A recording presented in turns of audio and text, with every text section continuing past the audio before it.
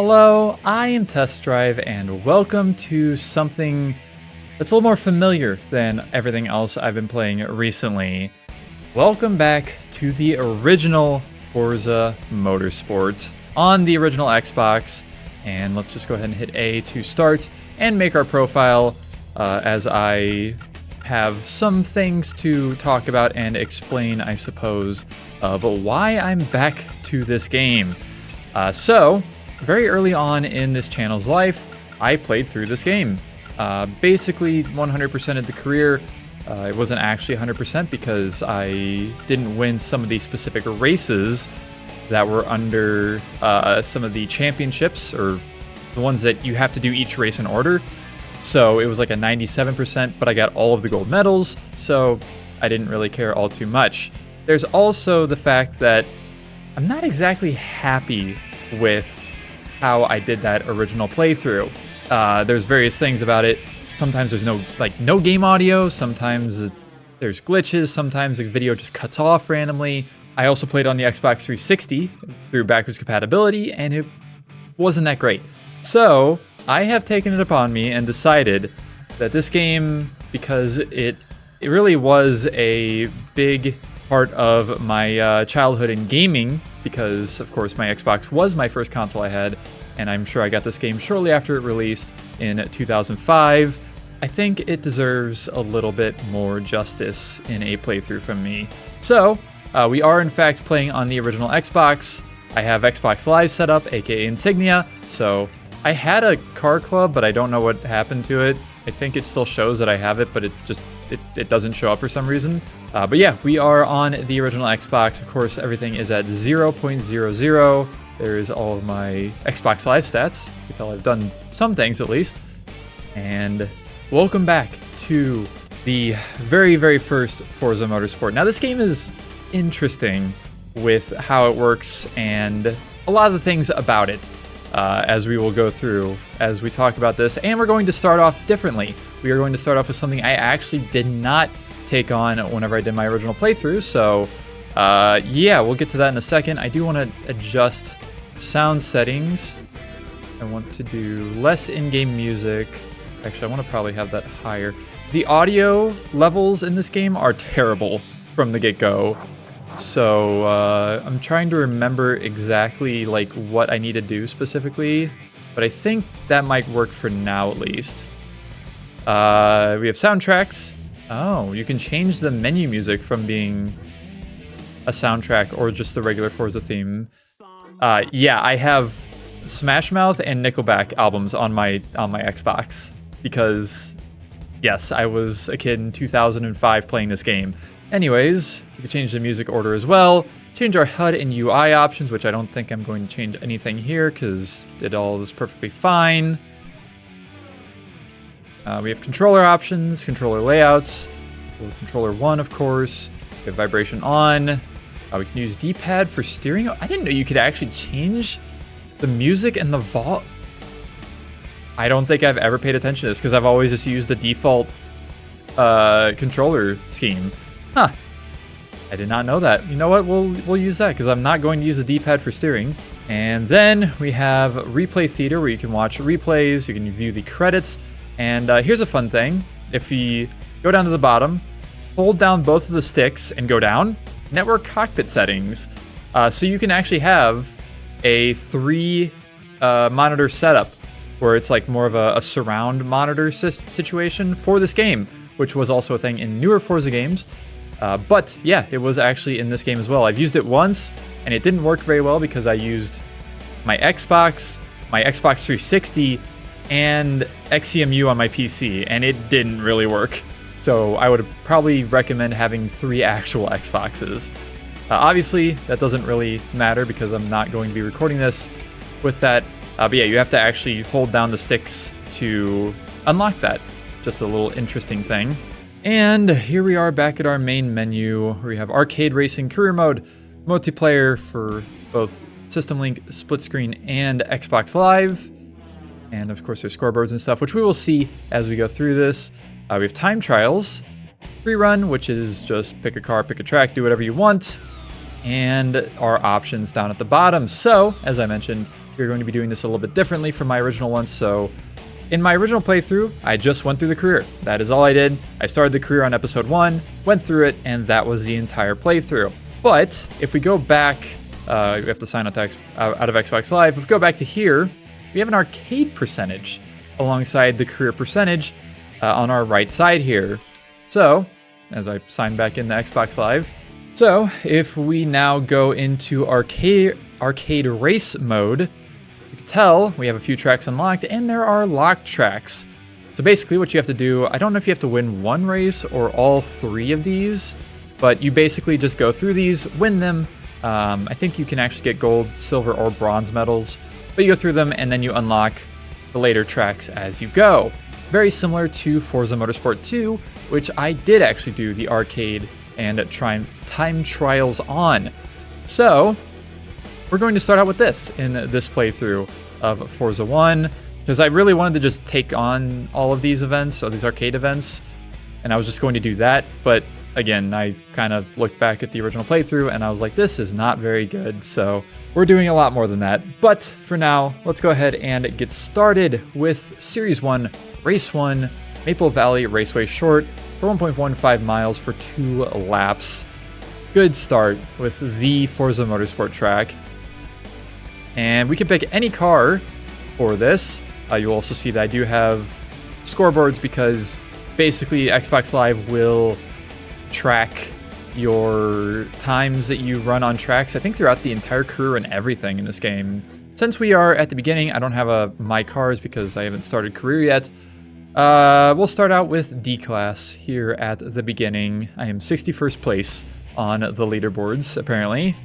To put it simply, whatever car you choose will base the AI cars on that you race against. So if you pick a D3 class car, you will get put up against a bunch of lower D-class cars.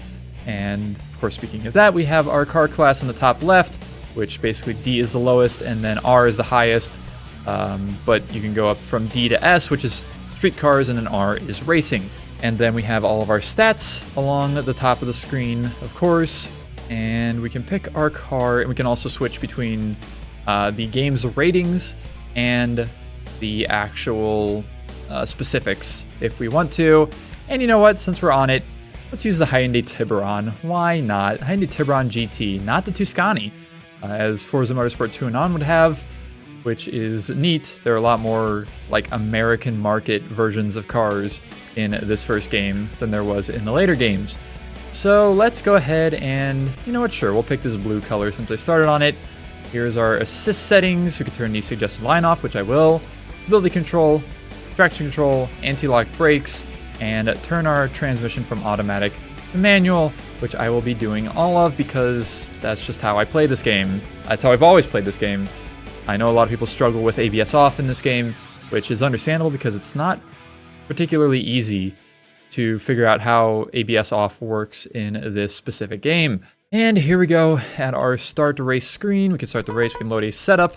There are no setups for this car, which is basically just like all of the individual like settings like tire pressure and downforce and gear ratios and stuff like that. And we can go ahead and quit if we want to. But there's all of our cars that we are racing against, and let's just get into this and get started on our first race of a very quite long playthrough. Nowhere near as long as some other games that I have played. Well, actually, this is, I think, the second longest game I've ever played on this channel. But simple enough, our goal is to win these arcade races. And of course, here on the screen, we have all of our heads-up display. There is no telemetry in this game. You know what? Since I have the option to, there we go. We change the music volume a little bit on the fly, which is cool. We have our speed and our tachometer on the bottom right, our lap and time information on the top right, our map on the top left, and our position on the bottom left. And if I hit the white button underneath the A button, we can get a little bit of display of our damage as well as our tire temperatures. And that's pretty much that. We do have some different views. We have a closer chase cam, a farther chase cam, a higher bumper cam, and a lower bumper cam. And I will probably just end up using this default chase cam just because it's the one that works for me.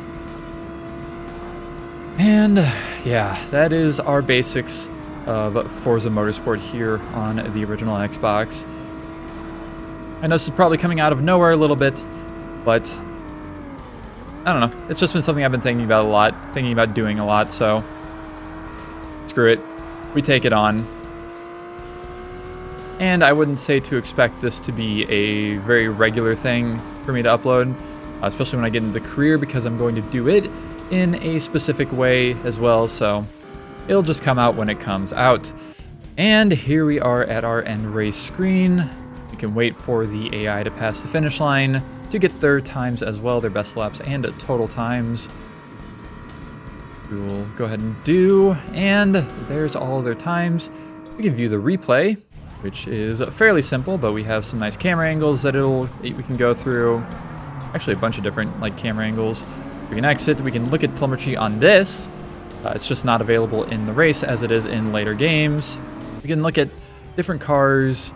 We can restart and pause, and if I just stay here idle, eventually this UI will go away like that.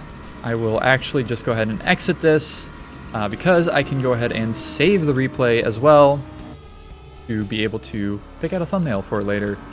And then we can restart if I need to, but thankfully I did not do poorly, so we will go ahead and move on to our next race, I suppose.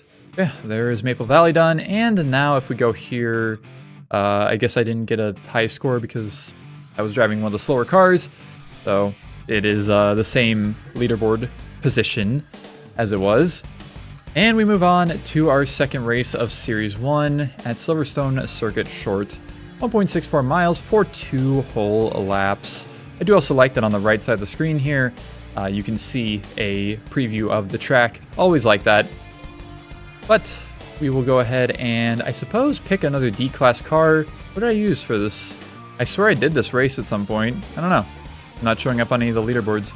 We can also toggle the leaderboards. I can look through friends, specifically in the car club that I am in, and the local stats. And of course, you can also open up the entirety of the leaderboards as well if you really want to. I believe the little paperclip means that you can download the Ghost and race against it, which is also kind of neat. But we will go ahead and pick another D-Class car because why not? Something that I don't know if I'll use during the career, maybe. You know what? Let's go with the MRS. Why not? Go to MRS. There's all of our stats. And we will go with a nice yellow. Why not? Thankfully, after we do a race, all of our assist settings are saved, but we don't have to keep changing those. And of course, on our loading screen here, we get a little bit of stats on our track as well, which is always cool. And I get to start in second in this race, just behind a PT Cruiser. Interesting car to put ahead of me, which I'm pretty sure is like an entire subclass lower than this car. But let's get into this. And also, if you're wondering, there are no difficulty settings for these arcade races. It'll basically always just be based around the car that you pick. And the game will just pick a random selection of cars that is somewhat close. Yeah. Welcome back to the world of Forza Motorsport. I know I was kind of teasing and also wanting to get into Forza Motorsport 3, but that might still happen. I wouldn't say it's not going to happen anytime soon because I don't really know. I'm just kind of going as I feel at the moment, so prepare for the unexpected. Expect the unexpected, as they say. Turn the volume down a little bit. Actually, I can change the audio options while I'm in here.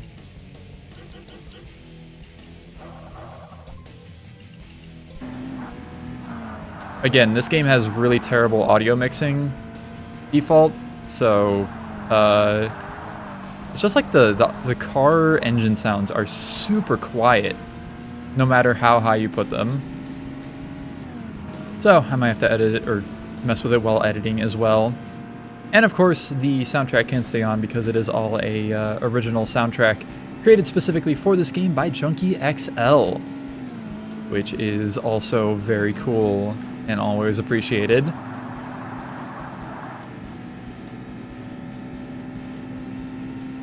And I think that is pretty much all of our basics out of the way, at least all I can think of. Feel excited for another long haul of probably 60 hours or so in this game, at least. Because I'm pretty sure my original playthrough of this was like mid-50s maybe. And then adding on the extra arcade mode and whatnot will probably add on a bit more.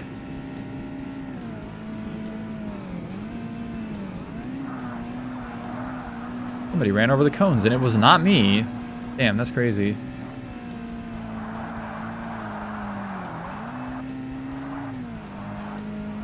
And I also just kind of have an itch of playing original Xbox games at the moment. That is also something that's kind of just happening as we speak.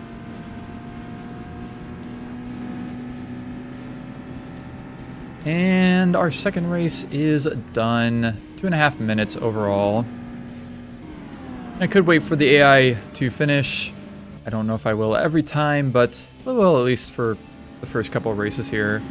Oh, the MX-5 ran an exact 1:15 best lap. All right. We move on to our final race of Series 1. Yeah. So I guess I do have to win all 3 of these to unlock the next series. But our final race here in Series 1 is at Tsukuba for 1.29 miles for 2 laps. Regular Tsukuba, the shortened version was not a thing until, or not in the game until, I think Forza 2, I guess? I don't know. But we will pick yet another D-Class car, because why not? We'll go a little bit higher once again. Let's pick the Prelude. Kind of a funky car that you don't see a whole lot in games, minus like Forza and Gran Turismo, so we'll do a nice dark green, I guess you could call this. All of our stats. And let's pick it and get into this.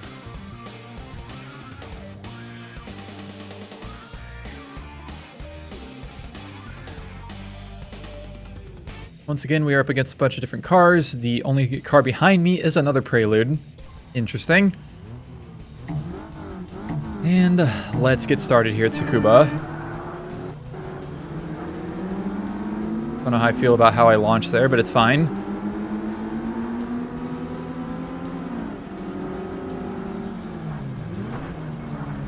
And another, I guess another benefit, please get out of the way, Volkswagen. Another benefit of playing this on the original Xbox instead of the 360 is I do get to actually run it through my upscaler, which is always fantastic. And of course I have digital audio from my Xbox as well, as I have been for a while now. And I guess another thing to mention about the UI, since I have actually done something with it, whenever you touch other cars or go off the track, you get a varied penalty time, which is the red time. Please, soup. Please. The red time underneath where the lap counter is. And it will just be simply added on to your total lap time of that lap.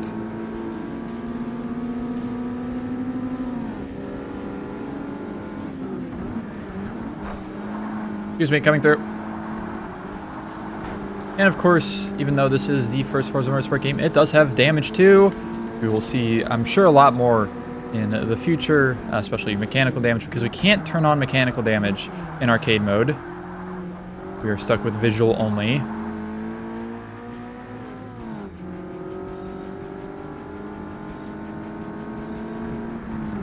Hello, Eclipse. And these races do feel pretty easy. Also, not every time you hit other cars, it'll give you penalty time. I always thought it was interesting. It's only like some of the time you hit other cars.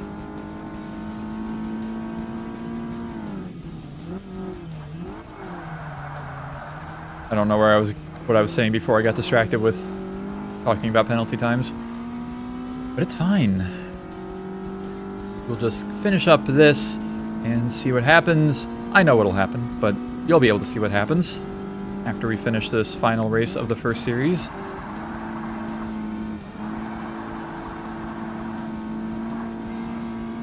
And across the line we go. 2:24 total time.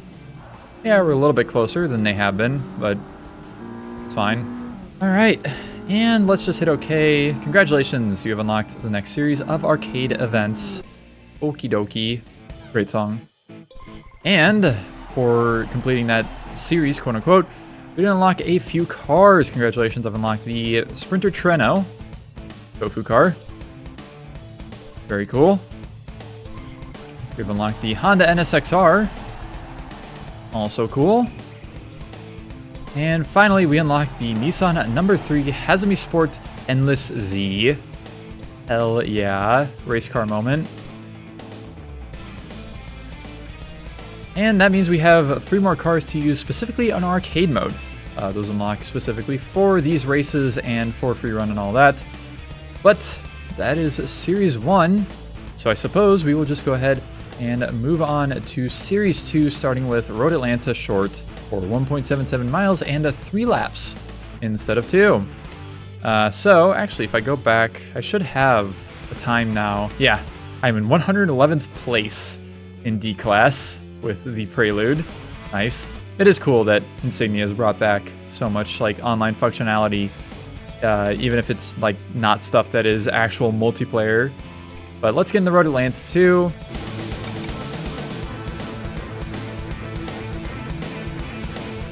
How actually hard this song goes like later on in it. It's so good. The soundtrack in this game is literally perfect. It's so good. That's why I use it for when I need like background music in other videos. I just go to either PGR2 menu music or this game, any other music. Anyways, let's get in the Road Atlanta 2. And we're gonna keep actually using D-Class cars for now because we actually have quite a few different series to do. So let's pick out some sort of car. I want to use, you know what? Let's use the Eagle Talon. Why not? It's fun. I always appreciate the Eagle Talon just being a car in every single Forza Motorsport game. And most Horizons, at least. I think there's at least 1 or 2 that's not in. Let's go with the sand gold color, beige almost. Why not? Up to D2 class. But yeah, I'm pretty sure this car has literally been base game content in every Forza Motorsport game. Maybe not, I don't know if it's in the newest one or not, actually. I assume it is, but I literally haven't played it, so I could not tell you. Anyways, we are starting in 2nd place behind an Acura 3.2 CL, which is actually a car that is specific to this one game, funny enough. And let's go ahead and get started. There is another Talon right behind me. And off we go. Nice all-wheel drive launch versus the front-wheel drive Acura. And to Road Atlanta, a track I've been to in person. Big yippee. It was a good time. Went there for Formula Drift many years ago. Back in 2019, I guess that was.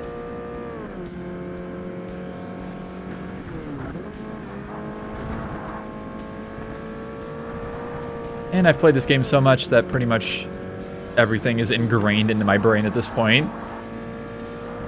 And as I've kind of halfway mentioned in this video already, this game is not exactly, it hasn't aged the most gracefully of any game out of this era, but I still think it's actually a really fun game. I think it has a lot of charm that is specific to it, because it was the only original Xbox Forza game. And a fun fact about this game is that Turn 10, the studio behind this game technically, is not mentioned anywhere within this game or on the box or anything. I think that basically there was just an internal team at Microsoft that developed this game for the original Xbox throughout the early 2000s. And then once this game launched, they were like, hey, this is going pretty well. And they made a team that was called Turn 10 for Forza Motorsport 2 by the release of Forza Motorsport 2. Did I say Turn 2? Turn 10. For the release of Forza Motorsport 2 a couple of years later after this game. That's my theory, at least. Because literally Turn 10 Studios is not mentioned anywhere within this entire video game. It is all just Microsoft Game Studios.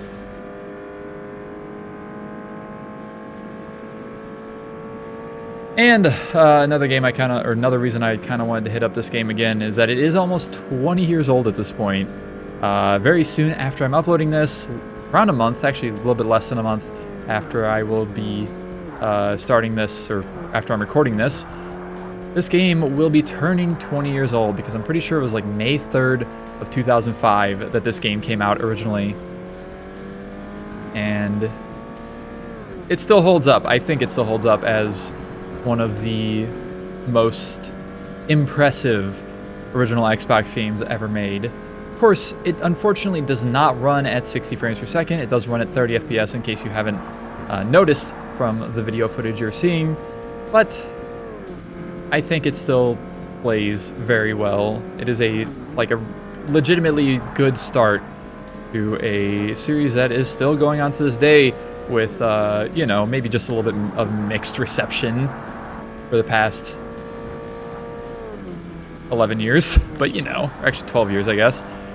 Fun fact, it's 2025. I forgot.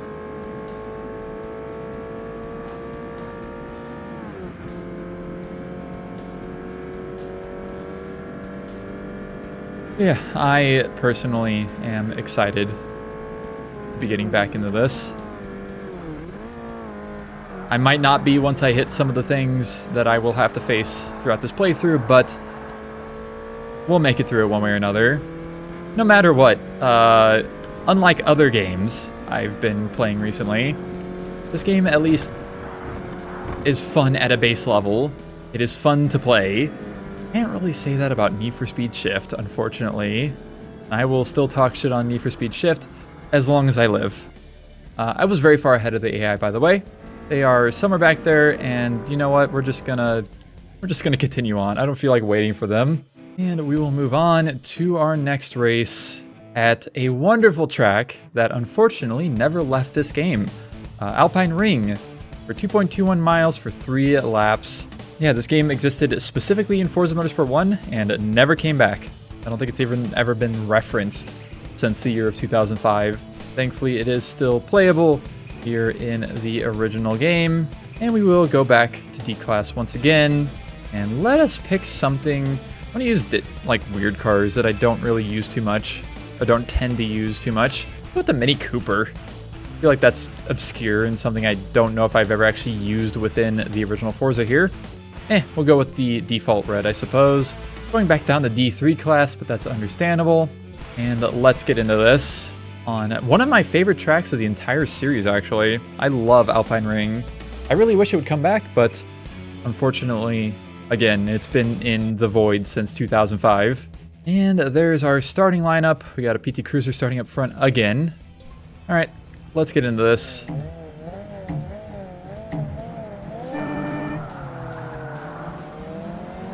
Let's go.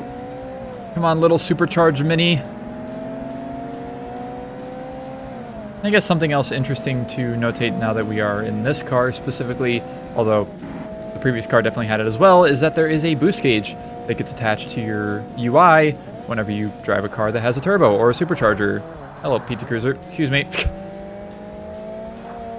And of course, our fuel gauge is also in there, but that will come into use later on in the career specifically. And there are a few different icons that you've seen probably lighting up inside of the tachometer, which actually also I should mention that I love the fact that the UI goes to a more detailed view. It actually has a full speedometer here in bumper cam. Unfortunately, it's only in bumper cam, so I will not be seeing it really at all, besides whenever I end up in bumper cam randomly. But those 3 icons, the first one is actually for hitting the rev limiter, if I can show off here. Maybe. Yeah. So yeah, that one's for the rev limiter. The middle one is for drafting, letting you know when you're drafting a car. And the third one is the e-brake. Basically just lets you know whenever you have your e-brake on. Very simple stuff, but nice to have, I guess.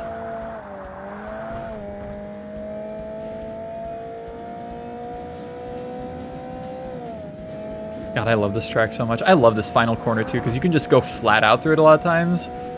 And when you get to faster cars, it gets a little ridiculous. But a fun kind of ridiculous.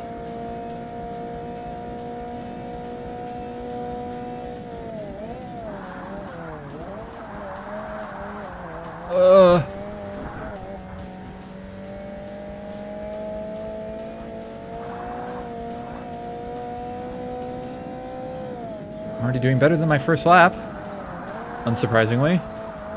Wow, a flying lap is better than a non-flying lap? Incredible. I'm also still very far ahead of the AI.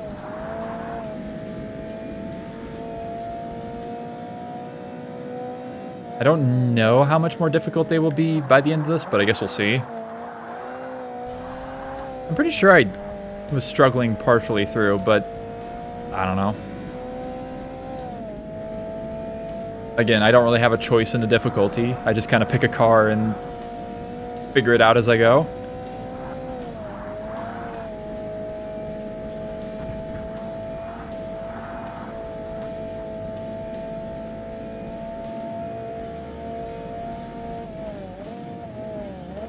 Of course, I could have picked all fast cars for this too, or like race cars and S-Class cars, but I don't really feel like trying to speedrun the game.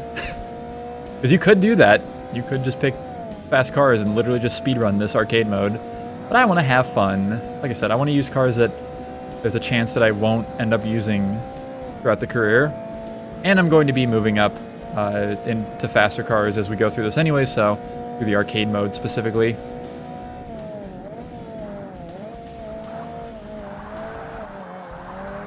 Ugh.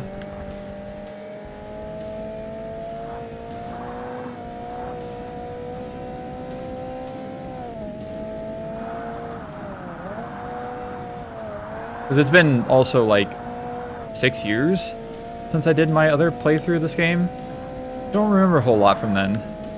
I don't remember exactly what I did. I could look at it, but guess what I didn't do? I mean, I kind of did look at it, I guess. Like I said, I've seen, I've also had comments from people like, why is this weird? Or why is there so little game audio? Or why does the video cut off at a random time? Yeah, it just wasn't a great playthrough. I have my reasons for doing what I'm doing.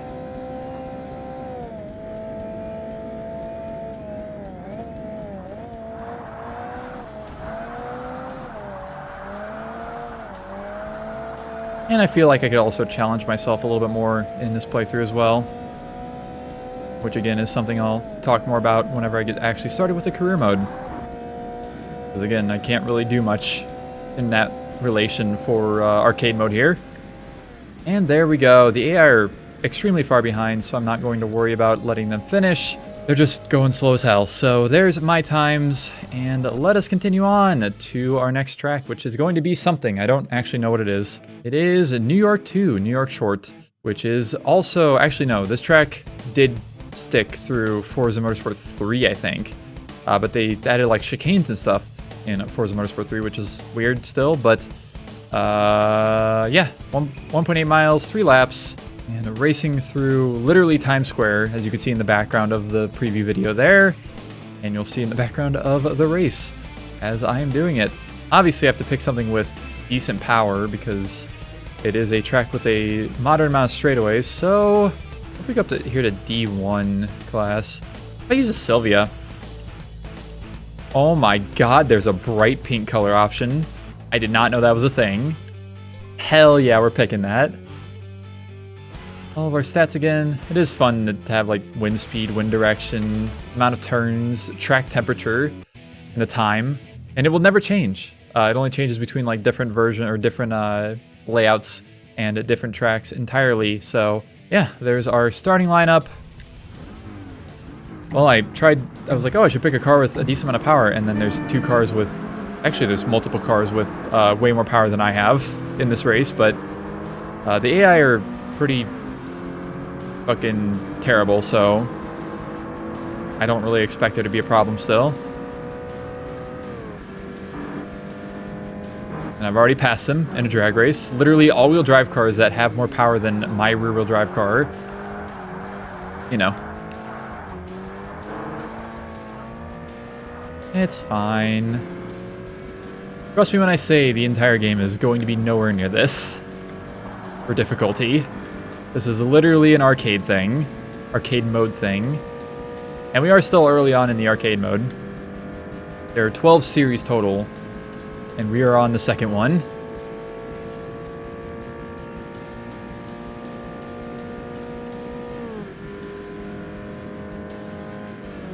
Also, another cool thing that was also carried on to Forza Motorsport 2 in this track specifically. If you look at the video screens in the center of the road here, that is the first trailer for this game with the crazy looking neon that they used in the trailers, which I think is just kind of cool. It's like a little GIF of it.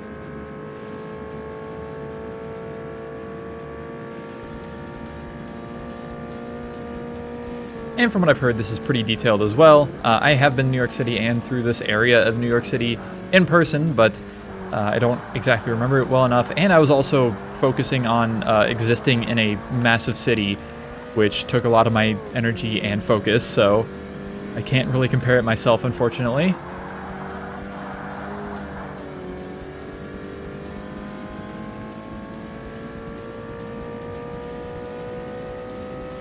I'm already 7.5 seconds ahead of second place. I love this color on this car too. I love the fact that this car has... Actually, it's two different parts of the trailer too. The lower screen on this side has a different part of the trailer, and then the higher screen is the same as the far side. This far side over here. There's a Toys R Us ad there. Interesting. There's a PGR2 ad. I didn't know that was there. What the hell? I literally did. I'd never seen that before. Or never noticed it, at least. Huh. That's fun. Makes sense, as it is another Microsoft-published racing game that was a huge success on the original Xbox, but...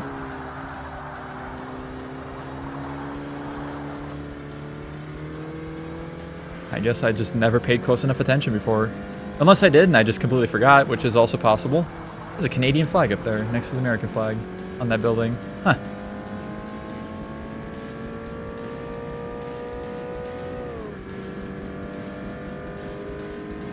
The MSN search, nice. Now I'm just looking at all the advertisements and trying to pick out what they are. There's like a Microsoft building there. Yeah, there's a PGR2. The whole cover art for PGR2 is just up there. And then there's an ad for a Nissan Pathfinder Armada, which, of course, is not a car that is in this game, but I guess it technically kind of is in spirit. And there's another PGR2 cover right there. And a Cadillac logo with a CTS, it looks like. And we are done with our race here at New York Short. Specifically, there's the times. Of course, the AI are extremely far behind again, so we will not be waiting for them. Congratulations, you have unlocked the next series of arcade events. Yippee! I don't think I've ever actually went all the way through this arcade mode either, funny enough. Got the Volkswagen Corrado SLC, not called a VR6 in this game. And I guess this is pretty much just an American market one of sorts. Something like that. You got the 2000 Ford Mustang Cobra R, classic around this time in damn near every game. Of course, also from Need for Speed Hot Pursuit 2, one of the most recognizable cars from it. And we got a BMW Motorsport number 42 M3 GTR. Oh my god, Need for Speed Moana. Oh. It is just the race car version in this game. The road car is not in this game. And yeah, there is another section down. So we move on to Series 3, which gets to be more fun because we are going to Pacific Shipyards, which, if you could tell by the map, is a point-to-point race, which is something that was absent from Forza Motorsport 2 and maybe 3. I don't remember if they came back in 3 or 4. and is also nighttime, something that did not return to Forza Motorsport until 10 years after this game released. Every other game did not have a nighttime racing mode at all. That was always kind of disappointing, but at least we did get it back eventually. And now that we are past our first 2 series, let's move up to C-Class. Why not? Start using some higher class cars. Ugh, Eclipse, 3rd gen Eclipse. You know what? I want to use the S2000. I don't know if I've ever actually used the S2000 in this game for anything. Let's go for, you know what? Let's go for the gold color. Why not? All of our stats. And let's get into this. It is 1 a.m., 45 degrees on the track, 11 miles per hour going east on the wind. All right, and there's our starting lineup. An Audi S4, I think that's the Audi S4 V8 starting out in front. Actually, I don't know, because it just says Audi S4. It could be the 01 or the 04. Both of those are in this game. But yeah, let's hop into this. And we get to see that this game actually has somewhat okay, accurate lighting of cars. Weird thing though is that whenever you race in a nighttime track, your third brake light is lit up like it's a tail light. Uh-oh, this is not good for me. Yeah, the AI are a little brain dead a lot of times. So they will just kind of push you into things like this Soarer is currently doing to me. But yeah, the lighting is, or can be a little accurate with like marker lights and headlights being how they are supposed to be during nighttime races. But also, yeah, like I was trying to say, that the third brake light lights up like it's a tail light, which is odd. And it happens on every car. Basically anything that lights up as a brake light will light up as a tail light as well. Watch me get a penalty. Oh, I didn't get a penalty. If you go on the inside of that turn, you will get a penalty. There's a lot of little random things I know about this game. All right, MR2. Oh, you didn't get out of the way fast enough. And I think it's the Audi S4 that's still way out in first. Can you not stop me from being able to turn here? All right, this might actually be a restart because the AI have been bullying me. Oh god, there goes the fucking big-ass V8 Soarer. Drafting is also pretty damn powerful in this game too. As you can tell, I'm keeping up with a Soarer / SC430, which is a bit of a torque monster compared to a S2K. Yeah, don't think this is gonna work very well. Oh, I just thought of another thing that we'll see during this, which will be fun. But I have to finish the race first. All right, let's try and not get screwed over by AI the whole time I'm doing this race this time. Basically, I don't want to be on the inside of this turn up here. Okay, MR2? Okay, we're chilling. Ah, it is the V5 S4 twin turbo V6.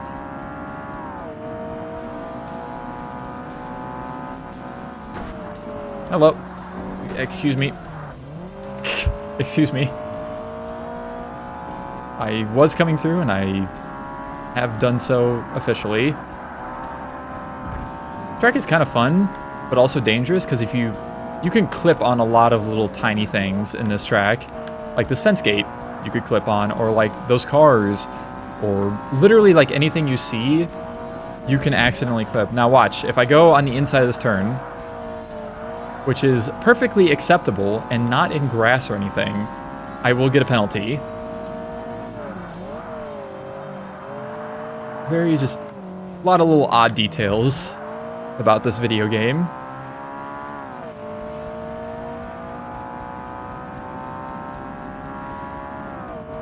Now I am literally leaving the AI behind. Really unfortunate for them. They can't handle the power of the Honda S2000 AP1.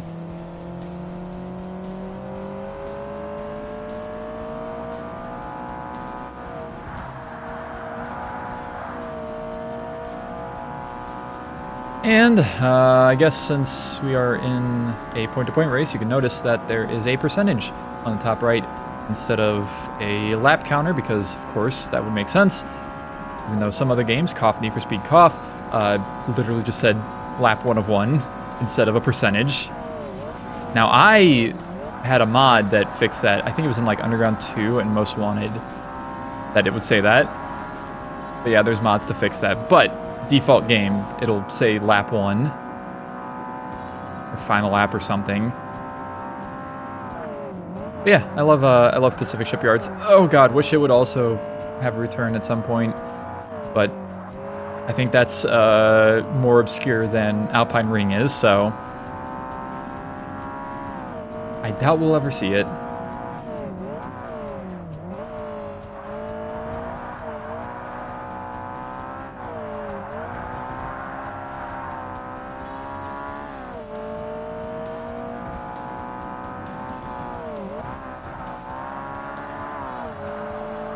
Also, one thing I gotta say, actually I'll wait a second, maybe until the next race, because we have something very important to look at in a second.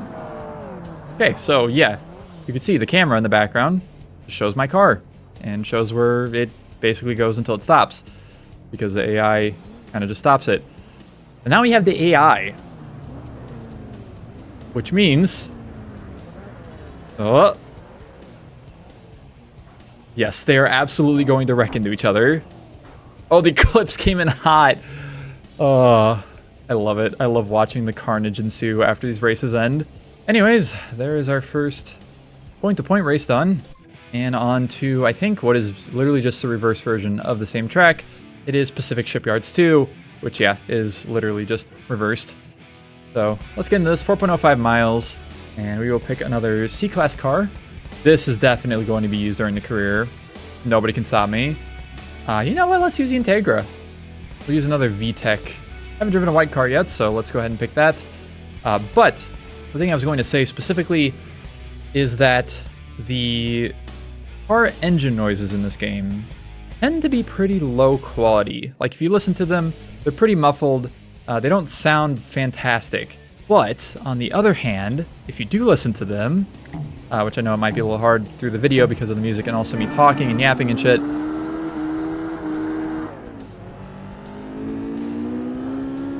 But like, especially if you listen to cars like this, like, I'm pretty sure I can even hear VTEC kicking in. They are shockingly accurate car engine noises. They're just kind of muffled and, like, I guess maybe not the highest of bit rates or something. There's 2 red neons, by the way, in this.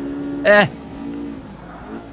like how the AI sometimes kind of recognize that you're there. There's an Evo 6 in this race. What the hell? Oh, pfft.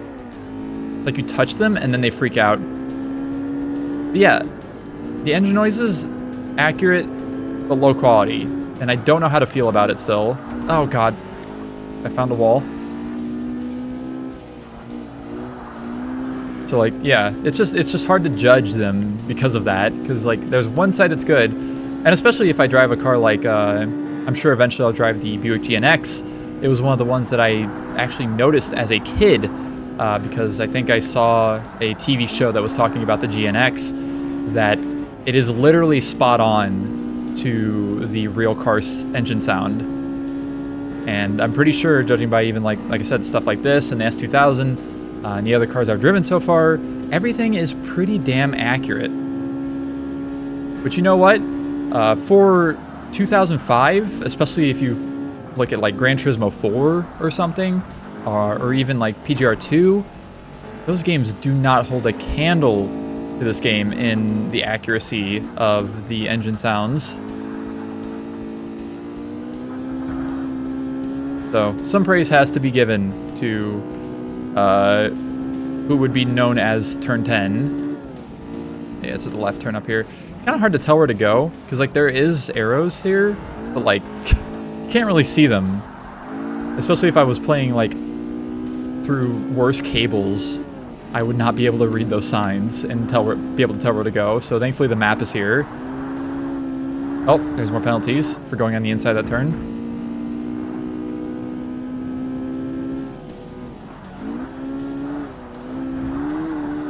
But yeah, I will have lots of little like insights and fun facts and other thoughts to give on this game throughout this entire playthrough, I'm sure. Every time like I do something different or use something different.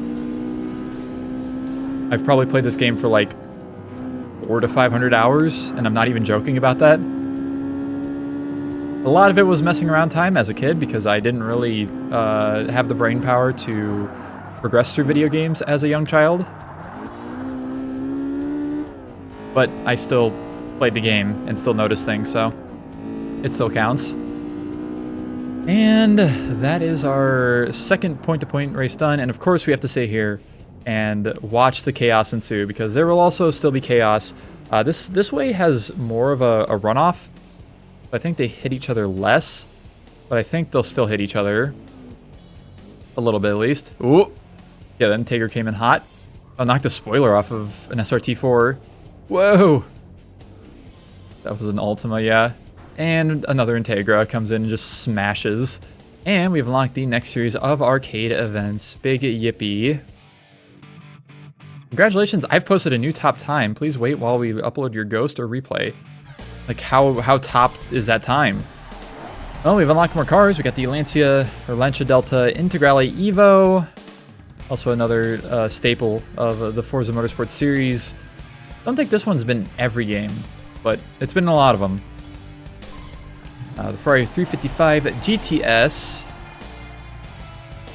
Gotta love the 355. And a Dodge number 23 Viper Competition Coupe.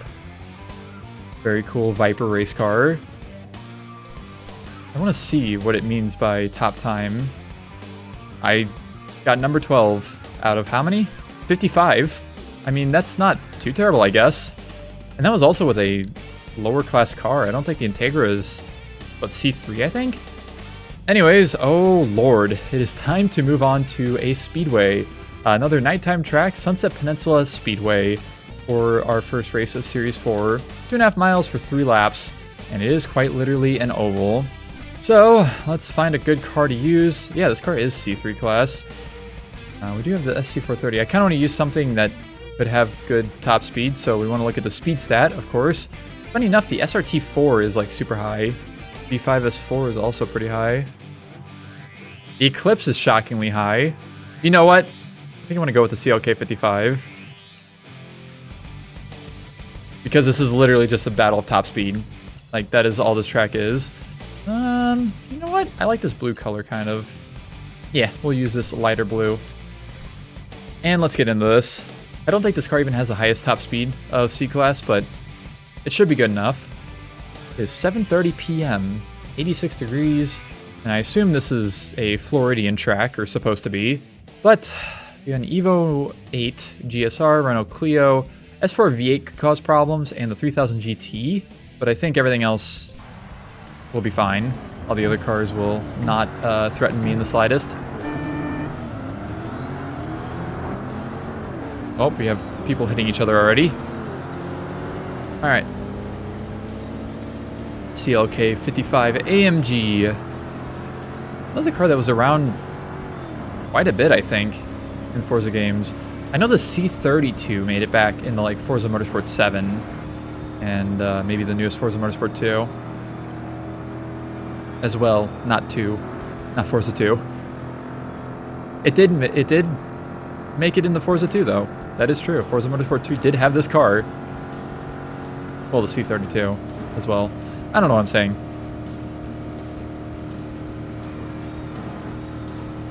Well, the Evo is possibly going to cause problems, but I think also the AI will brake or slow down a little bit going around this turn 3, turn 4. I don't remember. I don't know oval tracks. And yes, I was correct. They did slow down. And there is a chance I could take it wrong and have to slow down myself, but thankfully I did not do that on this first lap.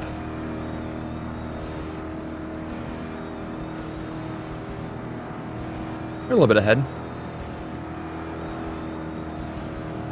Might actually get a decent leaderboard spot on this, just because of this car. Again, it being one of the faster, or one of the higher top speed cars of C-Class.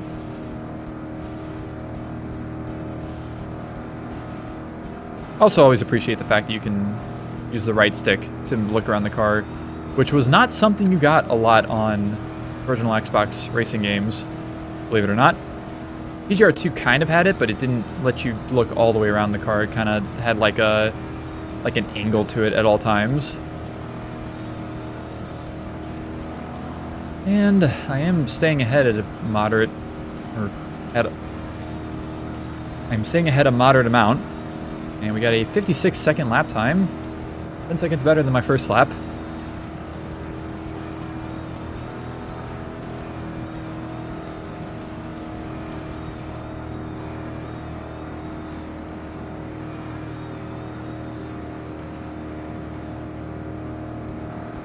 I think the AI also slowed down at turn 1 too. Is it 1, 2, and 3? Like this would be turn 2? But yeah, if you didn't notice, this is basically kind of like Daytona. This is like a Forza-fied version of Daytona.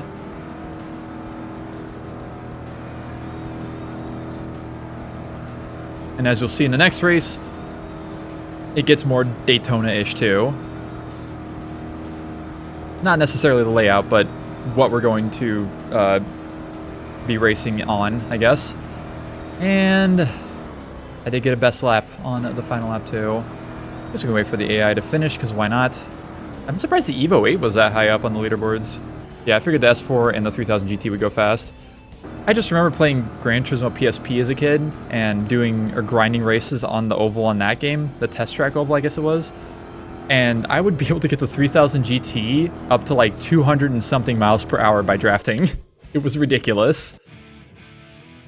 Ooh, I did get a new best time, 13th place. Not too bad. Out of 29, but still, I'll take it. Let's move on to our next track, which is Sunset Peninsula Infield. And now there is a Sunset Peninsula Infield short that's in other games, but not in this game.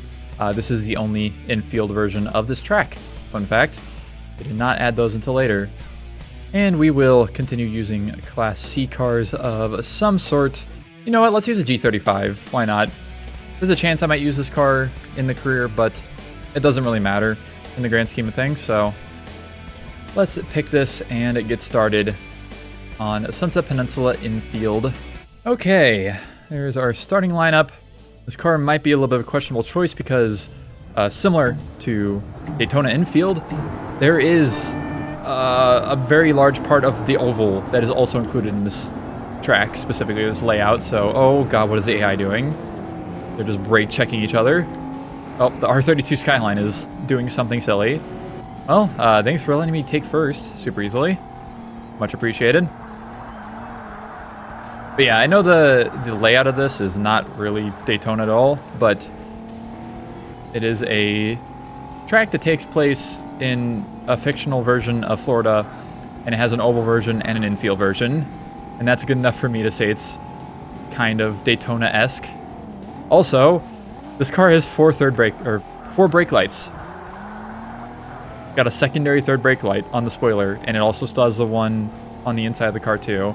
And I love that. It is something I will point out for every car that I know of that has it in this game, I'm sure. Because some cars also have, spoiler alert, customization options and spoilers that will let you add another third brake light as well.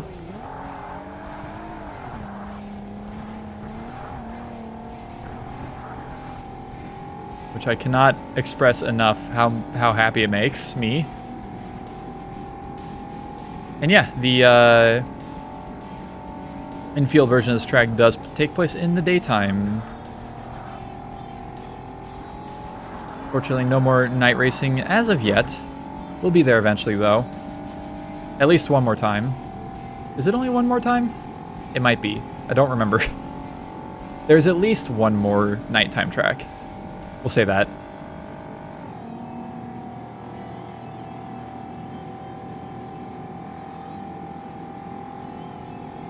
These cars really have a license plate holder that's that low on the rear bumper? I think that's what that is, at least. Yeah, there's definitely a cutout there. I didn't realize how low they were. There's like a lot of bumper, and then all of a sudden you get down to where the license plate mounts to.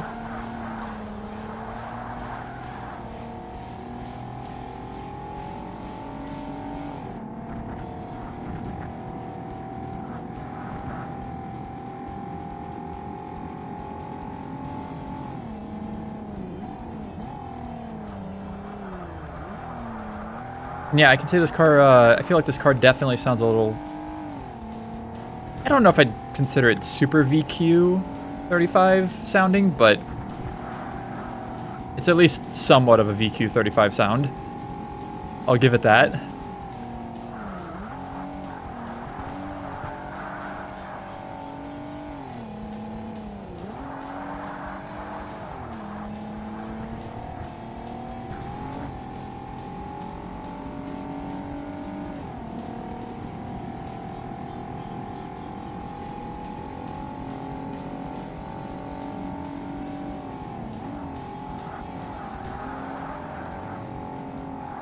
I'm doing a very good best lap. This could be a top time on the leaderboards. I really appreciate just having Insignia back up for this. It's really fun to have all the leaderboards and stuff up again while I'm playing through the game. It adds like an extra level of like something to look at, which I very much appreciate. I don't know, maybe the arcade races in this game are just super easy, by the way. I don't know if they actually will get harder or not. Again, I don't think... I've played like through like half of them before, and I think that's it.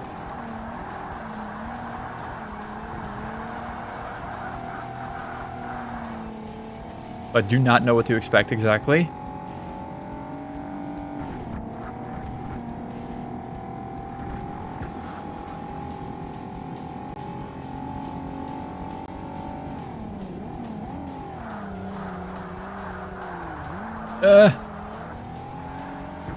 Unfortunate. No best lap this lap.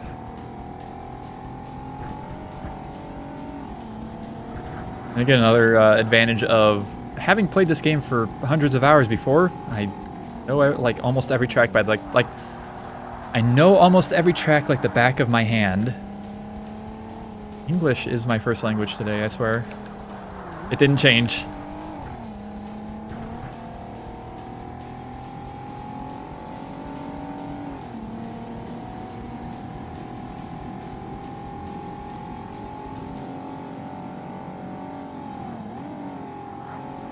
And coming up to the oval section one last time. I actually don't remember what the last track of this little section is. This series.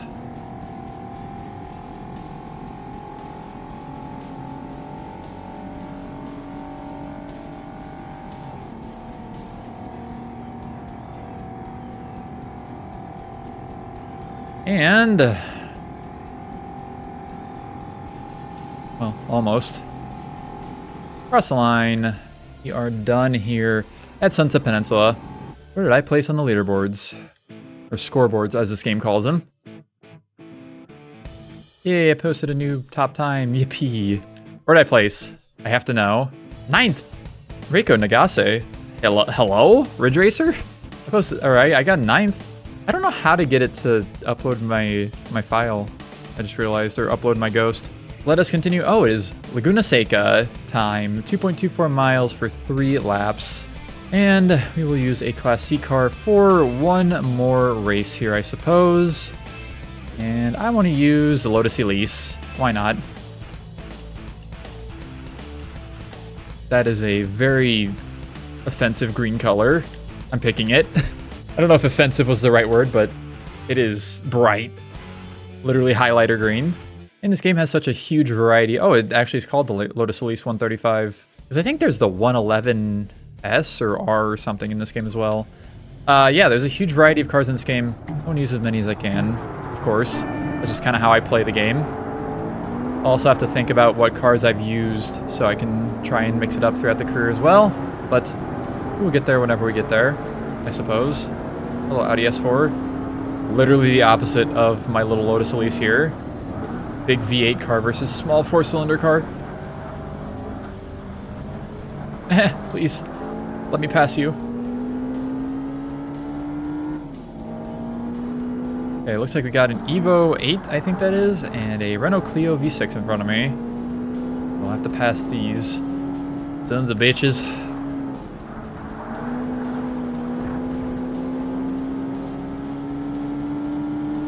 Use the suck. I don't have the power to out-accelerate the Clio. Oh god. Hello, Evo 8.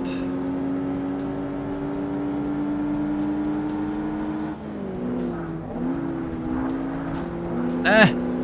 Bastard. I hear your turbo.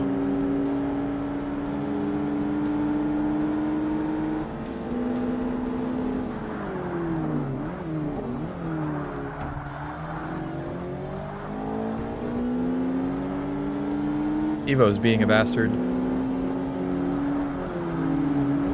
Oh, damn it. I wasn't far enough on the inside. I thought I would be. The car definitely kind of sounds like a 2ZZ, which is lore accurate. Oh. Hello, Evo. Please. You know what? Sure, that works, I guess. I don't know what you just did there, but it gave me the first place. I will take it.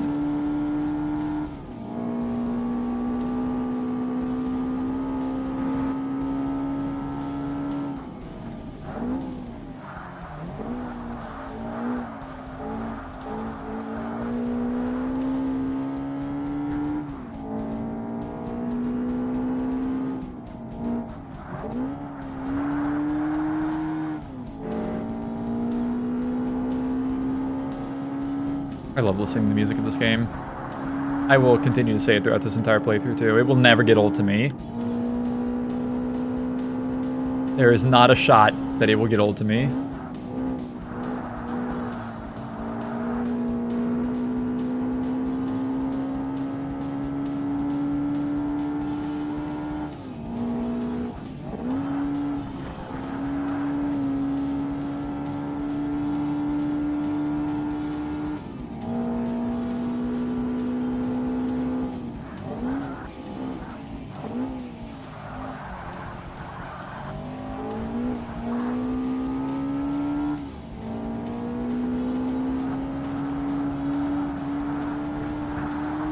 Ooh, good turn, good turn. We love to see it.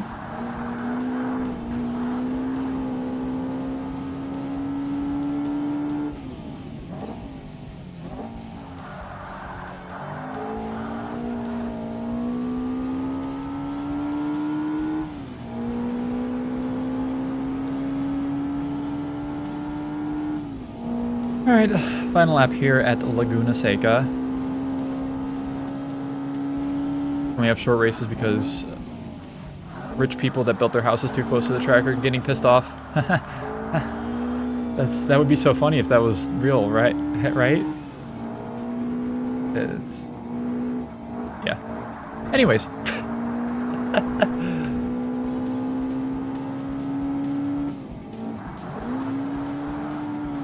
little bit of race cars never hurt nobody, right?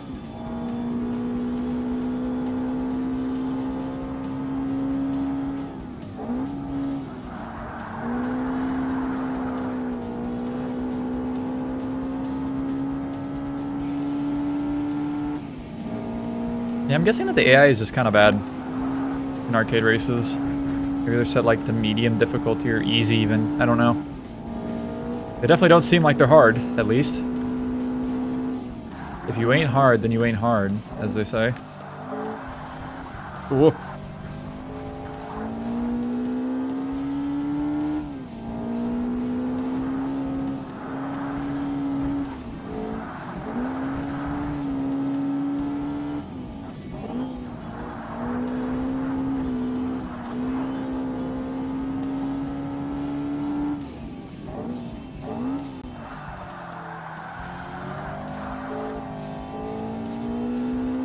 Alright, finally finishing up here at Laguna Seca. 5 minutes and 12 seconds. Races are getting longer and longer. Yay, I've unlocked the next series of arcade events. Your top score? Oh, top time, whatever. And we've unlocked the Mitsubishi FTO GP version R. A wonderfully strange car. I was really tempted to buy one of these, like IRL. But unfortunately, by the time that they became legal, I didn't have the means to do so. So unfortunately, I do not have a Mitsubishi FTO. Like the Ferrari 512 TR. Very cool. Esta Rosa. And finally, we got the Chevrolet number 3 IMSA Corvette C5R, also incredibly cool. Gotta love the C5R. And that is that. So we move on to Series 5, I suppose, and we get to do more point-to-point races on a very, very iconic track that is probably mostly iconic because it was in Forza Motorsport 4. It returned for Forza 4, and actually just returned for the newest Forza Motorsport as of very recently, I think. But it all started here in Forza Motorsport 1. Fujimi Kaido, Downhill B was our first one. Downhill B and Hill Climb A that we were doing first here. 2.87 miles for our Downhill B. And we will be moving up, actually, to Class B, I suppose, for our next series of events. So let's pick a very applicable car. I kind of want to use the Skyline. You know what? Fuck it. Bayside Blue Skyline R34. Because it just works. 9 a.m. race, 70 degrees Fahrenheit, 11 miles per hour, heading north for the wind. And there's our starting lineup. An Opel Speedster and Vauxhall VX220 out in front. Those bastards. They're not quite being bastards yet. They're alongside their people, their class of cars, so I can't complain too much yet. I will in the future, though. Don't you worry.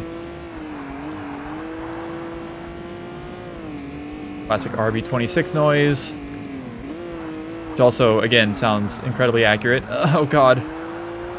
And now this is where the ABS off gets a little tricky, because your car's wheels can and will lock up if you do anything that remotely involves not going in a straight line on flat surface, which, guess what? On a hill climb and downhill, yeah, it's not going to happen. You're not going to be able to avoid it.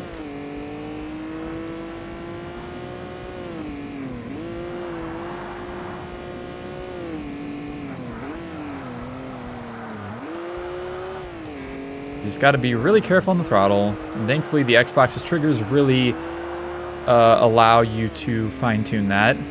Always appreciate it.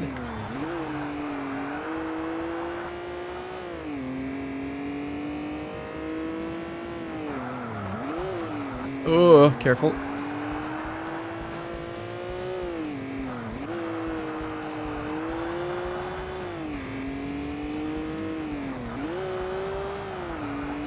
And Fujimi Kaido, of course, is incredibly fun, always. Gotta love it. There's a reason that it's so hyped up in the newer games as well. And everybody wanted it back for the last 14 years, I guess, that it's been absent. It is a good track. There is reasoning behind it. Although it is quite different in Forza Motorsport 4, at least. Like the layout and whatnot changed quite a bit, so. And the visuals also changed quite a bit, but it still kept the main feeling of it.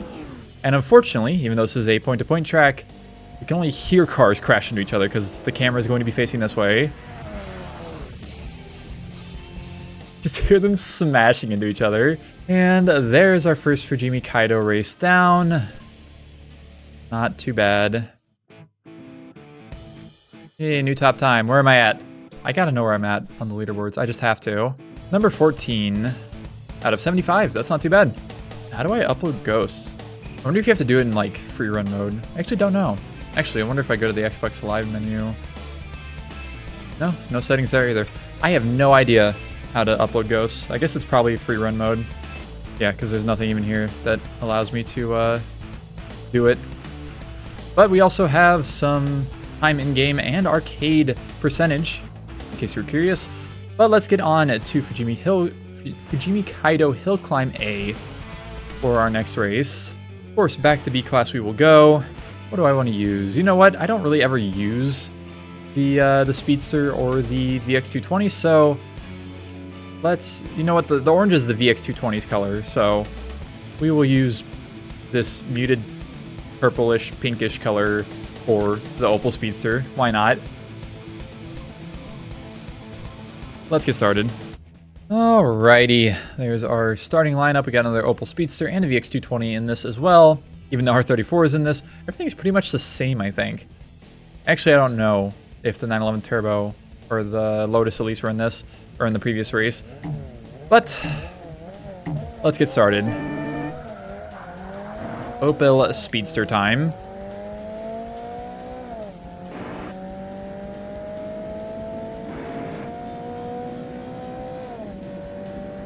Very interesting color choice. I guess this was factory. I'm pretty sure that all the cars have their factory colors as options in this game.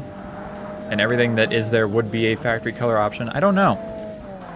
Just an interesting one. I wonder if there's like many real versions of this car that actually exist in this color. I like it, but I don't know. It's definitely out there. And I am pulling ahead of the AI very quickly.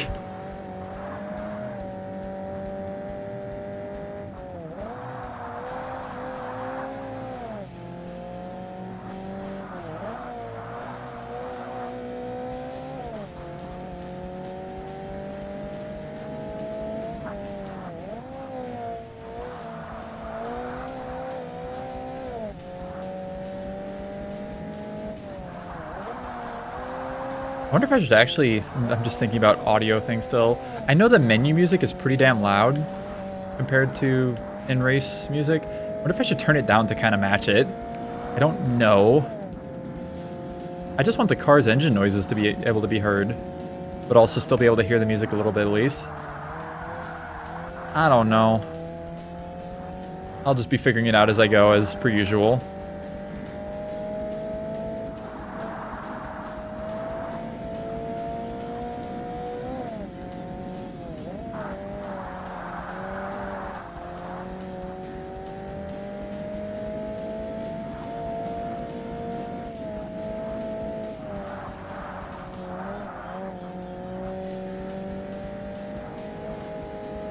And we're to our finish line area.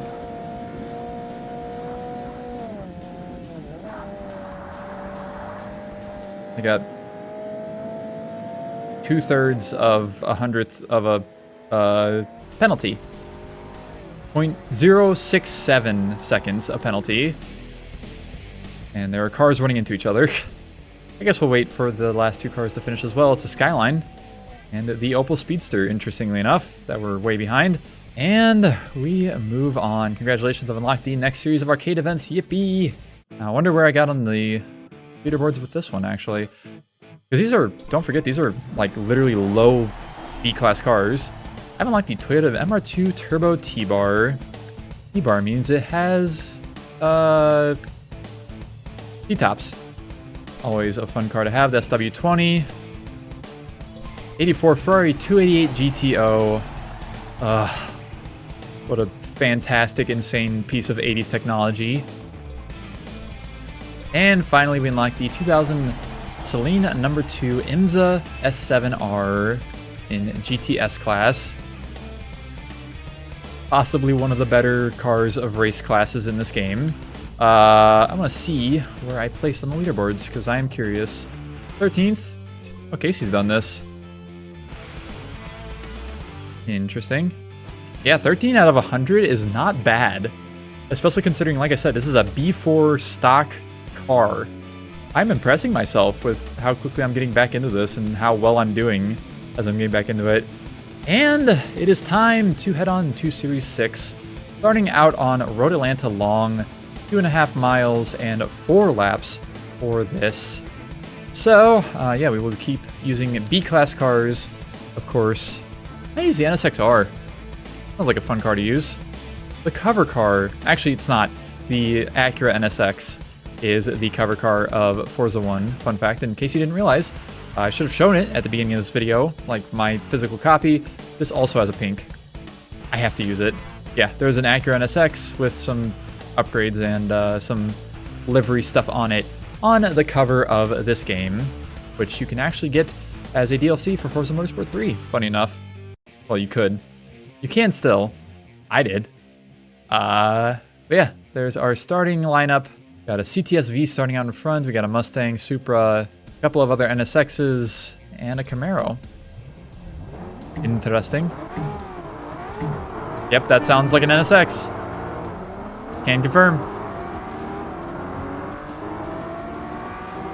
Accurate, accurate.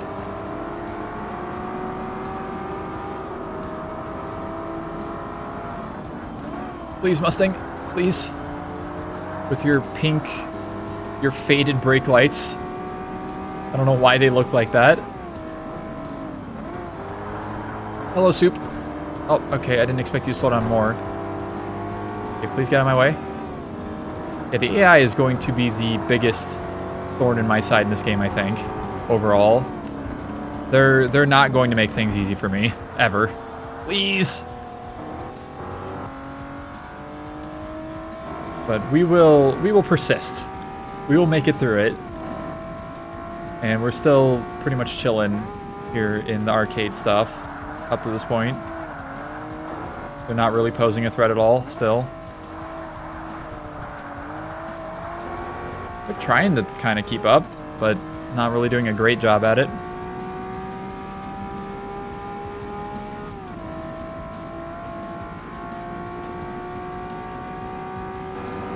The CTS-V specifically wants to keep up with me. I see. Well, this is going to be real awkward when we get down here. Alright, you bastard in your 400 horsepower. And also god tier brakes, apparently. Literally outbroke an NSX. That's crazy. An NSX-R, nonetheless. Not just any NSX. Alright, buddy, I need to go past you. I need to stay in front of you. Please. I wonder if there's like specific cars that'll just spawn and just mess everything up. Because I'm legitimately impressed that the CTS-V is doing as well as it is. Uh-oh. Well, I left a mark on the wall. That's another cool thing about this game, is that if you hit a wall, there will be a mark on the wall, like you scrape some of your paint off on it. Which is always cool. Well, I've spun.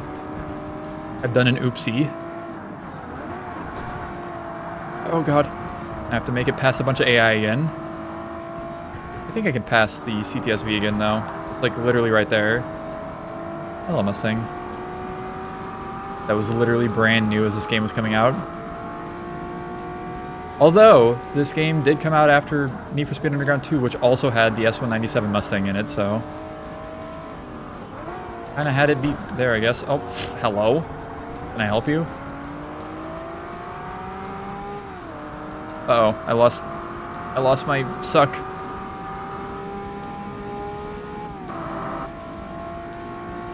Go away, Mustang. Quit drafting off of me. I guess the good thing is that we have 4 laps, so I have more time to be able to catch up. I'll need it.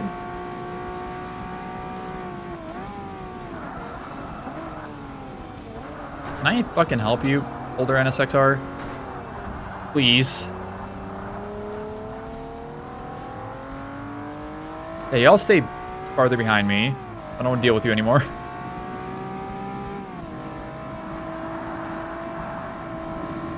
Okay, good final turn.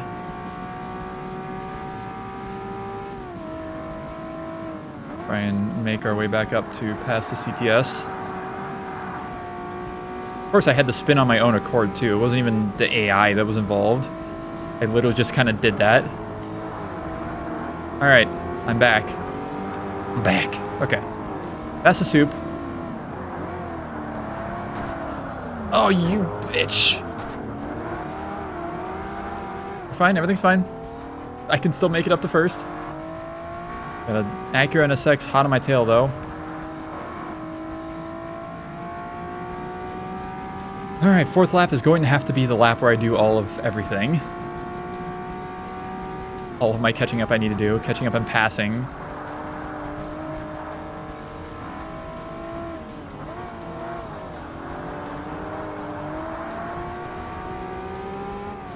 No, I'm out of suck range. No drafting for me, I guess. Fine, I'm actually closer on this lap than I was previously, I think.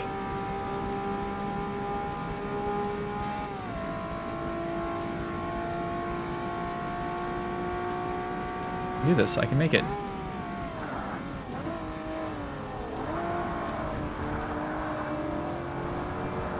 Oh, we're cooking.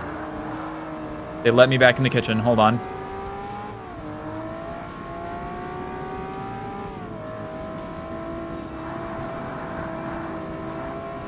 Okay.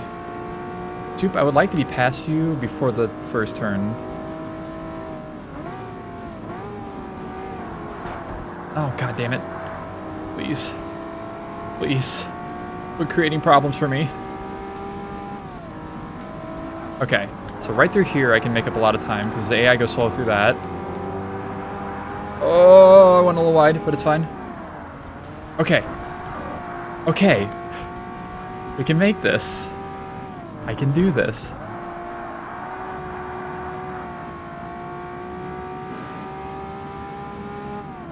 This shit got me on the edge of my seat.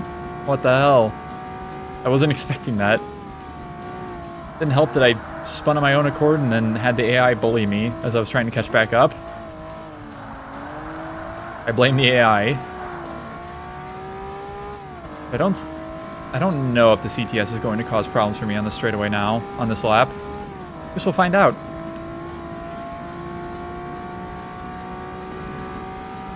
I don't think so. I think I'm far enough ahead.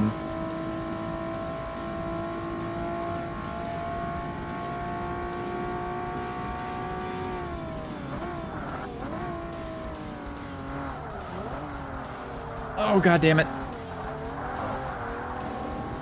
God damn, how do you brake so little? What is your... You got upgrades on that bitch. I ain't accepting anything else. That's scary. Okay, we made it though. I did not have to restart yet. We love to see it. And I guess we'll wait for all of the AI to finish, because why not? Close to all being done, the Mustang ended up way behind, 7th place. And the Camaro was the furthest behind. Unfortunate. Okay. New top time? No, I guess. Alright. I wonder if it's only in that, if I get in like the top 25 or something. Because I'm in 28th place there. Anyways, suppose we move on to our next race. Once again, another night race, yippee, at Tokyo Circuit. Which is another track that did not exist outside this game. 2.25 miles for 4 laps. I guess 350Z would work. Could fit that. You know what? It has to be burnt orange. We have to have a burnt orange 350Z. That's just how it works. It is 56 degrees and 8:45 p.m. And this track gets interesting. All right, there's our starting lineup. Let's get into this.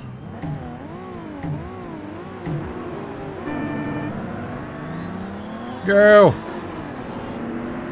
Oh, Porsche 930 was like pushing the car in front of it. Uh-oh, this is awkward. Okay.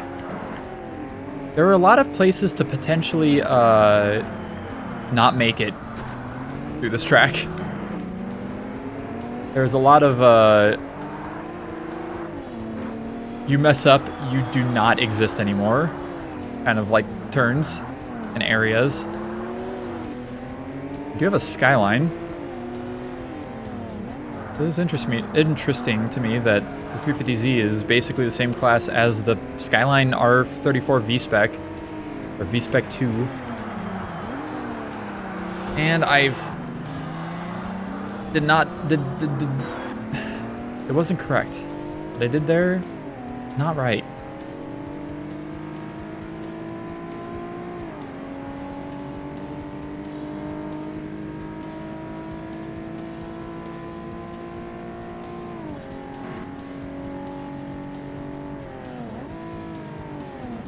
Skyline is getting a little uncomfortably farther ahead of me. Oh my god. Of course, my front wheel locks up, and I can't turn at all. Just one of my front wheels, not both of them, just one. Alright, not the greatest first lap. You might still be fine, though.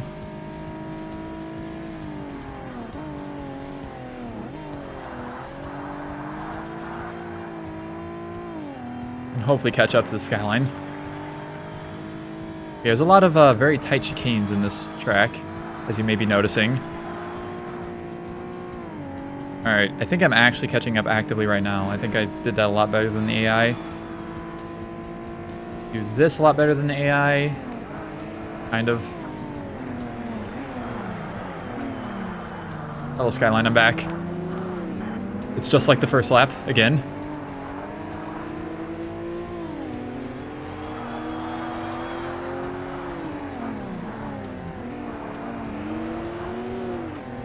I need to pass you.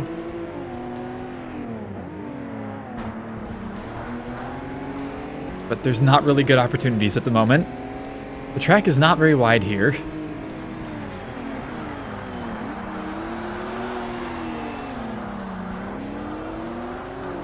Go! At least I can draft off the Skyline this time.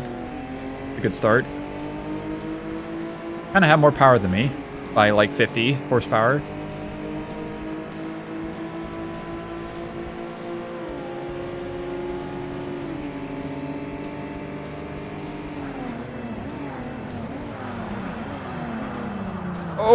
Oh, we love to see it. Okay. I've made it up to first. Just have to keep it now, which is easier said than done, for sure.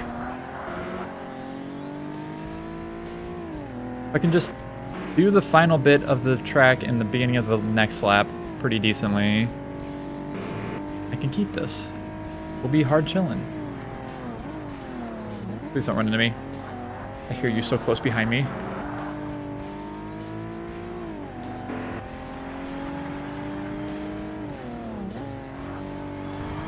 Okay. Decent. Okay, we're so back. They are so far behind now. Wait, did they crash? Oh, I think there was a pileup. Oh my god, that's so funny. Silly AI causing pileups. Also, another fun fact. If you've played Project Gotham Racing 4 before, you might recognize that little section of the track there. I bet there's more as well. But yeah, part of the Tokyo track in this game, which I guess is based off of real roads and whatnot, is easily visible in Project Gotham Racing 4 in the Tokyo tracks as well, which I think is super cool. Yeah, I'm super far ahead. They must have had a real big issue. Damn, unfortunate for them. I was not involved in that issue. It was not because of me, thankfully. But yeah, I always recognize the Epson building at the end of that first little straight area, little straight-ish area.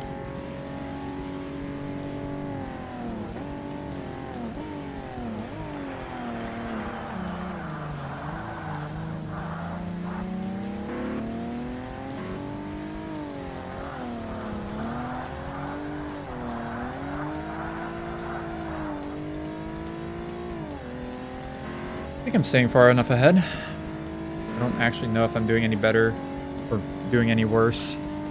They've caught up to me at all. A little bit, but not too much, thankfully. And if I do this well, then I'll be further back out ahead again. If I do this well. Very questionable whether I will or not, because like that was almost really bad. That was almost very, very bad. Oh, they did not create a traffic jam this time. Nice. But yeah, the Epson building right there. Over to the right. Ow. That is also in PGR4, and you drive through, I think, like, basically the exact same road there. In one of the tracks. Which is very cool.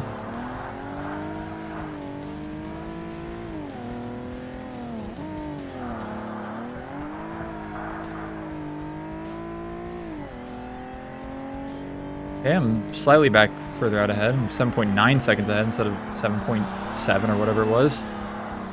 Not a huge difference, but as long as I can keep it, that's all I need.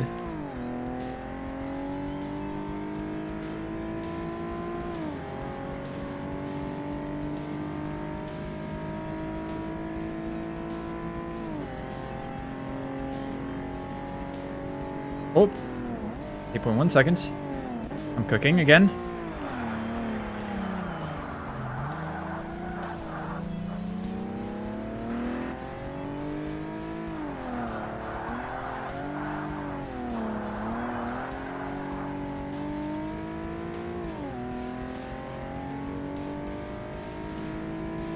I'm actually catching up to my best time, funny enough.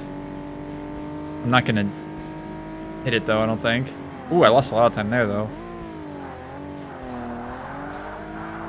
Yeah, whole second.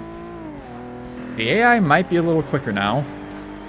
They might have finally hit the point where they're going to be quicker in the arcade mode.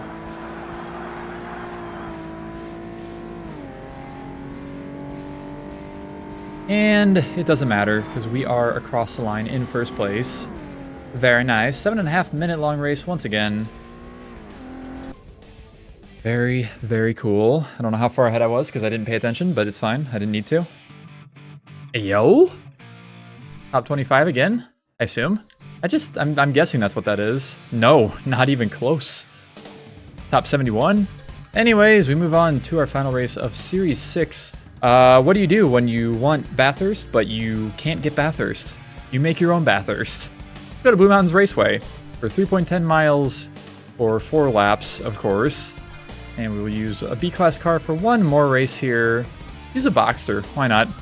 Sounds fun. A little silly, a little wild, a little wacky. Let's use this burgundy color, why not? Boxster. But yeah, this is basically just not Bathurst. There's some similar spots, and then there's some also not similar spots, so it's its own thing enough, I guess. And I will be starting in 7th place. Got the Skyline back in again, VX220. All right, let's get into this. It's very green here.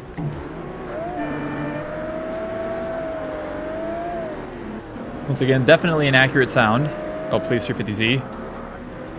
I thought that 350Z was going to do exactly what the RX-7 and the Speedster did.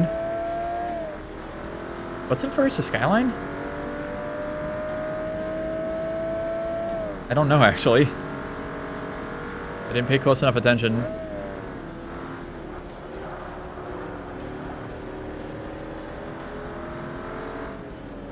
I think it is the Skyline. Go! Please. Speedster. Yeah, get out of my way. I didn't try to do that, but it just kind of happened.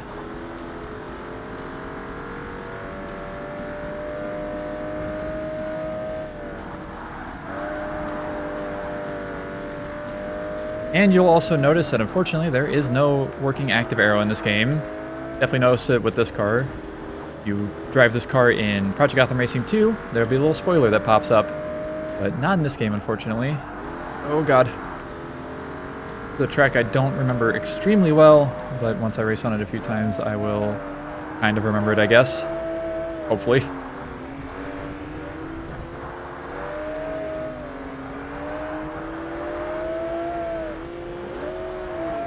Yeah, you can tell it's kind of Mount Panorama, kind of. I guess they couldn't secure the licensing rights for actual Bathurst, so they just went with making their own legally distinct Bathurst. Alright, the Skyline is being a bastard again for the second time.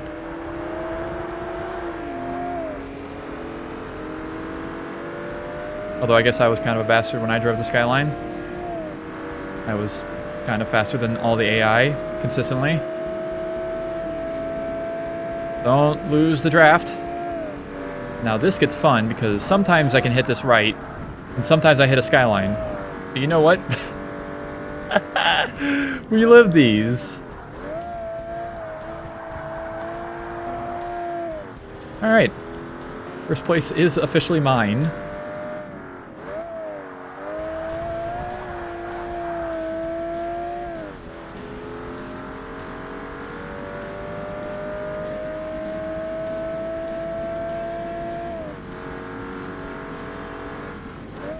The Skyline is like legitimately so much faster than all the other AI cars.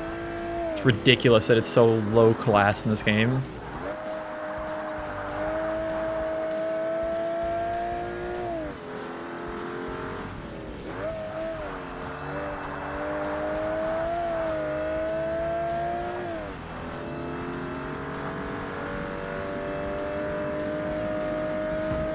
But I am getting further ahead, which is nice. A little boxer that could.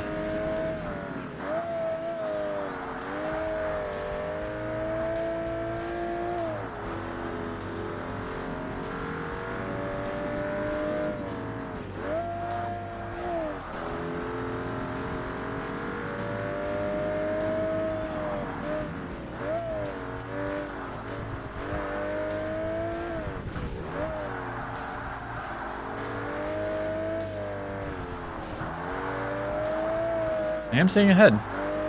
And this is also a fairly long track to have 4 laps on. I mean, I guess it's not super long. 2 minutes. I mean, I don't know. I think 2 minutes 23 is my longest lap of any track so far.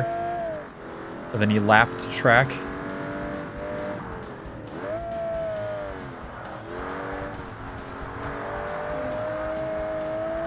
Hey, wait, Skyline. I still hear you behind me.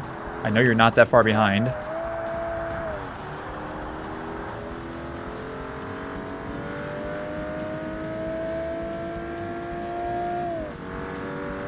Alright. I actually kind of like the color that this car is in. I'm going to be honest with you. Pretty good. I like it. Alright, now let's see if I can do this without hitting a Skyline. Oh, nope, not quite. Maybe have to slow down a little bit for that little chicane. A lot less aggressive of chicane than there is in chicane? That's considered a chicane. Than real Bathurst. They make you slow down a lot more in real life. Crazy. But in Forza Motorsport 1, we fling ourselves.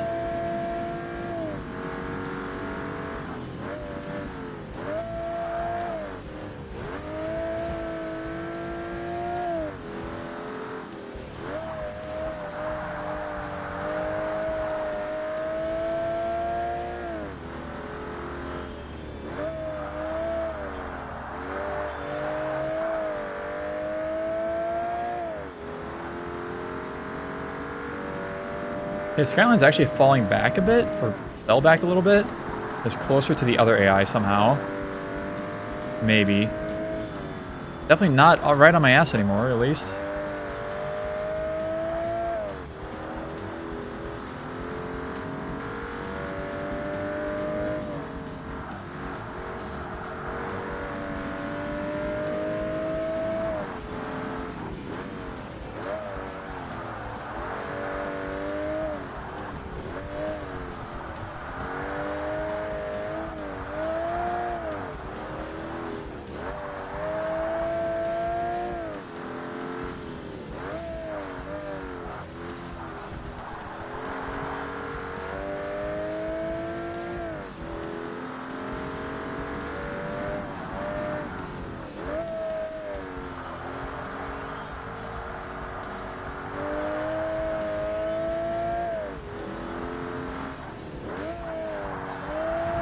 Almost up to the final lap. Yeah, this is definitely the longest track I've been on. Longest race by far. Be a solid like 10-minute long race. Close to 10 minutes.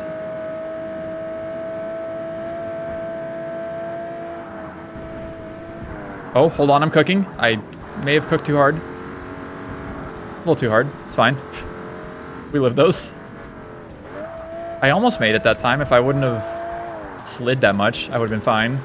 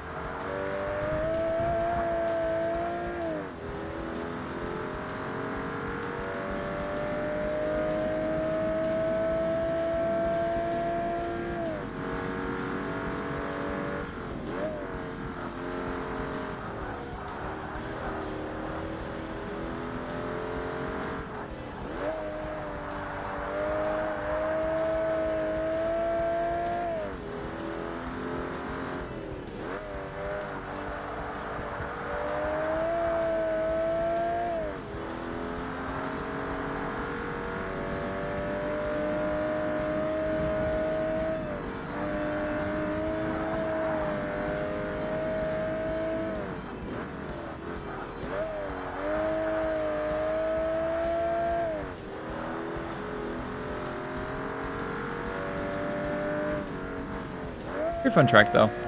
Even though it's not real Bathurst, it is still fun to race on. I still like it at least.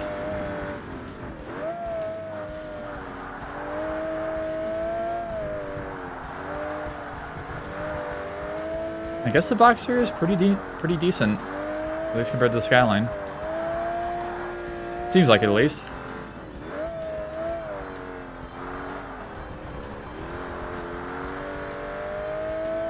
Which I will take.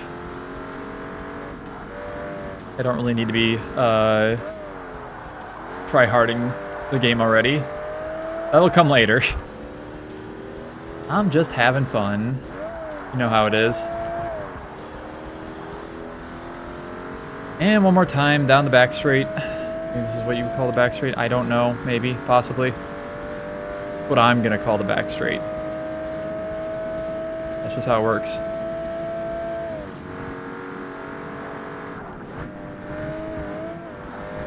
Ugh. Oh, I almost stopped getting penalties. My least amount of penalties. The whole race so far. I think I was getting like 1.6 to 1.8 seconds. And I ran a 2:19, 1:59 on our final lap. Yippee! Alright. That is technically half of the arcade events done. Congratulations, I've unlocked the next series. Yippee! Yeah, I posted a time of some sort. And I've unlocked the Mitsubishi Lancer Evo 6 GSR. Yippee. I think, if I remember right, is still basically the same 3D model that's used in the newest Forza game. Yep. We got the Porsche 959. Hell yeah. Let's go.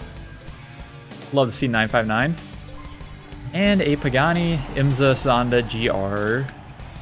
Hell yeah. More race car. And yeah, that is half of the series done because we do have, oops, can't do that. We do have 12 series overall. What I'm going to do is we're going to look at our percentage here, which are at 51.6%, makes sense. And we've driven for an hour and 8 minutes, it looks like, because I've been recording for an hour and 56 minutes and driven 91 miles. All my stats aren't filled in yet because of not hitting up career. But what I'm going to do, since we're at the halfway point, I'm going to actually call this video here. I don't have to make like a 4-hour long video because I don't necessarily want to do that completely. Like I said, we are almost at 2 hours of recording. So we're going to leave that there. So yeah, that will be that, I suppose. Very fun to get back in this game. I'm actually excited to be driving it again. But that will conclude this first video. Thank you all so very much for watching. And I will see you in the next video.